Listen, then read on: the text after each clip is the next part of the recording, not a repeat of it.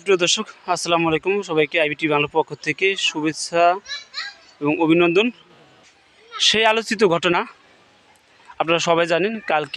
গতকাল আপনারা লাইভে দেখেছেন আইবিটি বাংলার মাধ্যমে, যে এক স্কুল ছাত্রী নিখোঁজ হওয়ার কয়েকদিন পর, যে গতকাল সিংগাইর উপজেলার জামিরতা ইউনিয়নের চন্দননগর ঈদগাহ মাঠ কবরস্থানের পাশে একটি বাঁশ ঝাড়ে সেই মাহিয়া নামে সেই স্কুল ছাত্রীর লাশটি পাওয়া যায়।